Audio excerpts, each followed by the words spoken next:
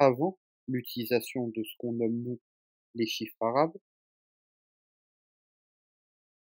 les Romains utilisaient déjà un système de numération propre, avec ces symboles qui doivent vous parler.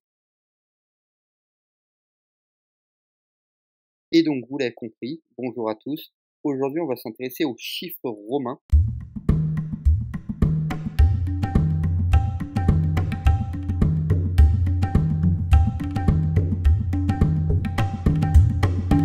Dans cette vidéo, je ne vais pas expliquer comment les chiffres romains ont été créés, même si c'est une histoire très intéressante. Je vous mettrai en fin de vidéo, dans l'outro, une vidéo, et dans cette vidéo, vous verrez comment les Romains, ou plutôt les Étrusques, vont inventer ces symboles. C'est très intéressant, je vous laisserai découvrir ça juste après. Dans un premier temps, les chiffres romains sont présents dans notre quotidien, même si c'est pas que l'histoire-géographie, vous en croisez tous les jours, sur les horloges de temps en temps, dans les jeux vidéo, dans la littérature, au cinéma, pour numéroter les encyclopédies ou pour nommer des événements, comme ici le fameux Super Bowl. Mais nous, ce qui nous intéresse, c'est plutôt en histoire-géographie. Dans quel contexte on utilise les chiffres romains en histoire-géographie? Dans un premier temps, pour les appellations notamment des rois. Vous connaissez tous Louis XIV, vous l'avez tous étudié à l'école primaire. Les rois de France, on utilise toujours les chiffres romains pour les numéroter. On retrouve aussi les chiffres romains sur certains documents qu'on étudie, comme par exemple ici la DDHC, la Déclaration des droits de l'homme et du citoyen. Et donc, vous voyez que chaque article est numéroté avec les chiffres romains. Autre exemple, sur certains documents archéologiques, ici une stèle funéraire, la stèle de Votrus, et ben vous voyez qu'il y a des symboles romains, et donc connaître la numération romaine, ça permet d'en apprendre plus sur certains vestiges, notamment de l'époque romaine. Enfin, peut-être l'une des utilisations les plus courantes, pour parler des siècles, quand on parle du 19e siècle, du 10e siècle, du 16e siècle, on utilise les chiffres romains. Je vais vous présenter rapidement dans cette vidéo comment fonctionnent les chiffres romains, même si l'objectif n'est pas d'aller dans le détail, d'aller trop loin, puisque le but c'est vraiment d'utiliser les chiffres romains dans la discipline. Donc, il faut savoir que dans la numération romaine, il y a 7 symboles.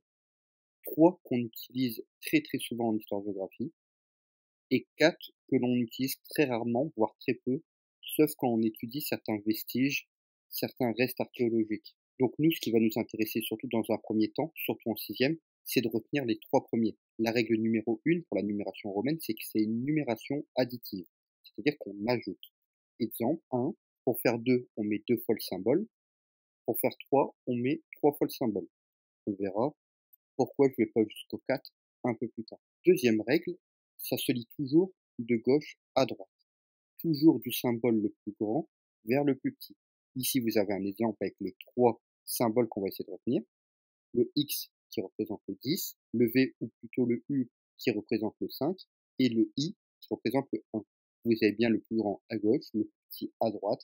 Et comme je vous l'ai expliqué tout à l'heure, c'est une numération additive, donc on ajoute le symbole 10 plus le symbole 5 plus le symbole 1, ça fait 16. Ici, c'est un peu plus dur.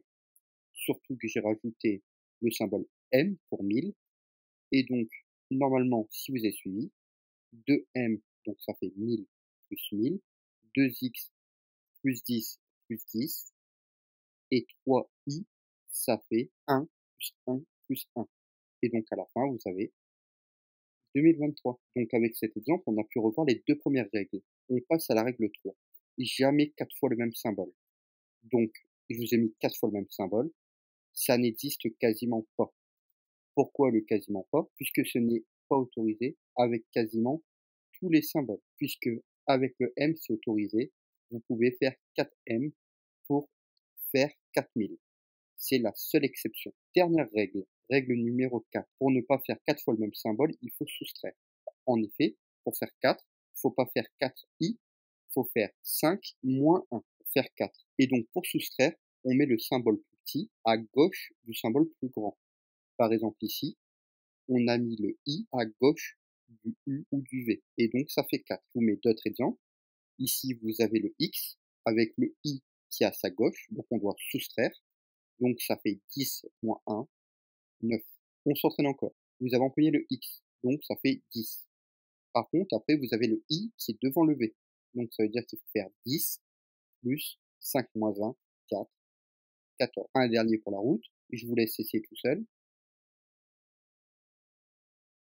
vous l'avez, 10 plus i moins x, donc 10 plus 10 moins 1, 19. Si vous retenez ces 4 exemples, le 4, le 9, le 14 et le 19, que ce soit pour le nom des rois ou pour les siècles, vous avez le temps de voir venir. Merci à tous d'avoir suivi cette vidéo jusqu'au bout. N'hésitez pas à vous abonner ou à laisser un commentaire si elle vous a plu. Et nous, on se retrouve bientôt pour une nouvelle vidéo.